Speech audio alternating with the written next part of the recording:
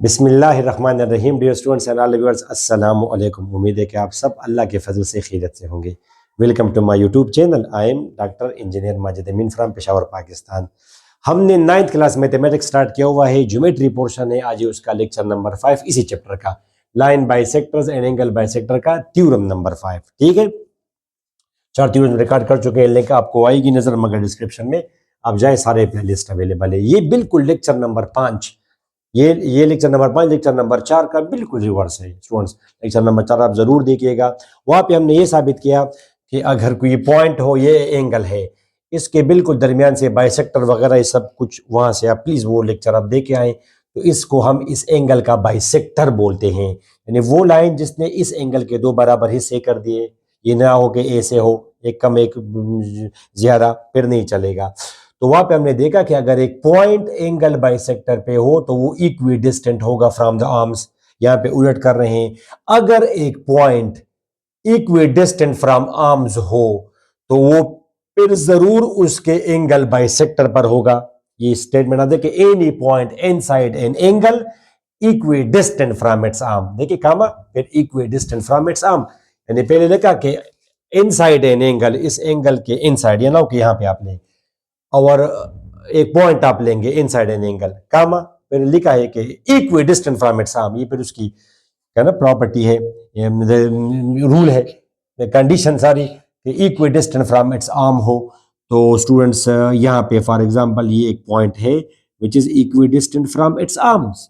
For example ये फासला और ये फासला बराबर है। तो स्टूडेंट्स ये अब देखें, सच दैट पी आर, और अभी हम लेंगे is equal to P Q to prove P is on the bisector of angle AOB। ठीक स्टूडेंट्स, तो कंस्ट्रक्शन में आप लेंगे ज्वाइन P to O। मैंने P को O के साथ ज्वाइन किया, आपके सामने ये कंस्ट्रक्शन है। ठीक है, आप डैश डैश करते हैं तो करें, इट्स बेटर। ये आपने कंस्ट्रक्शन में किया। नंबर एक बात, draw perpendicular PR and PQ on OA and OB। तो आप यहां से एक परपेंडिकुलर आप ये ड्रा करें। ठीक स्टूडेंट्स, ये एंगल 90 है,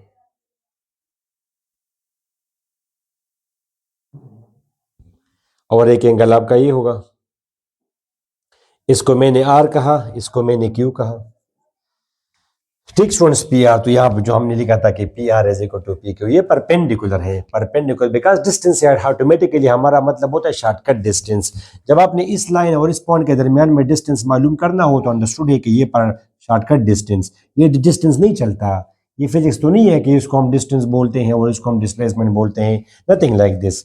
मैथ्स है, मैथ्स में ऑटोमेटिकली डिस्टेंस का मतलब होता है शॉर्टकट डिस्टेंस, परपेंडिकुलर डिस्टेंस। ठीक है स्टूडेंट्स, ओके। तो P को आपने ज्वाइन किया A के साथ, O के साथ, और R, और ये परपेंडिकुलर है इसको, और PQ परपेंडिकुलर है OB को। अच्छा, इन ट्राइंगल कंस्ट्रक्शन स्टेटमेंट और reason. In triangle ROP corresponding to triangle QOP। ठीक है स्टूडेंट्स, अब OP तो दोनों में है, तो OP इज कांग्रुएंट, तो OP आप लिखेंगे कॉमन, दोनों में है OP और OP, तो ऑफ कोर्स OP के बराबर है। दूसरा students, PR is equal to PQ।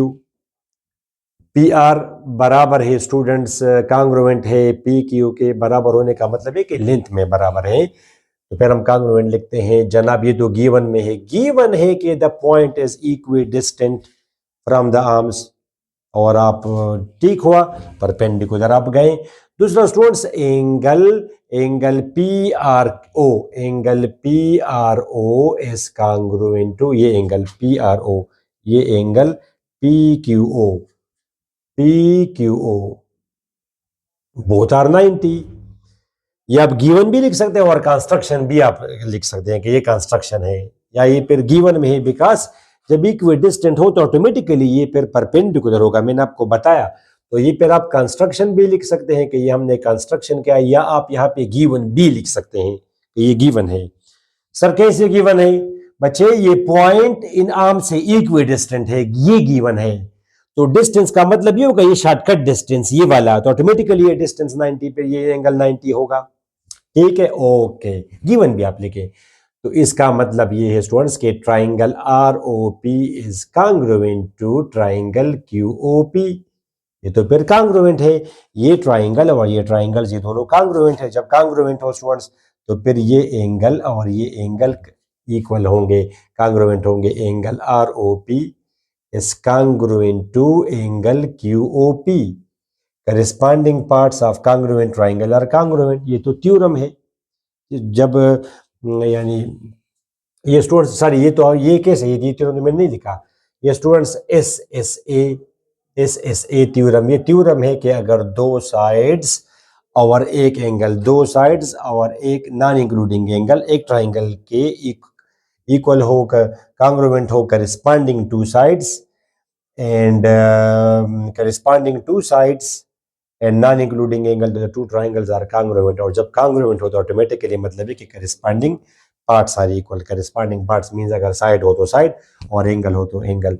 तो स्टूडेंट्स ये तो आपने सब, ये हमने साबित करना था। ये P is in the bisector of angle AOP। तो मैंने आपको बताया कि एक्चुअली आपने ये साबित करना है कि ये एंगल और ये एंगल बराबर है, या OP इज द बाइसेक्टर। और आप ये कह सकते हैं कि OP इज द बाइसेक्टर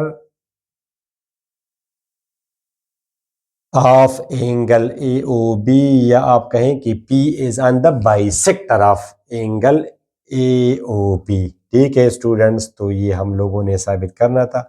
आसान प्रूफ था बिल्कुल, थ्योरम नंबर 4 का रिवर्स।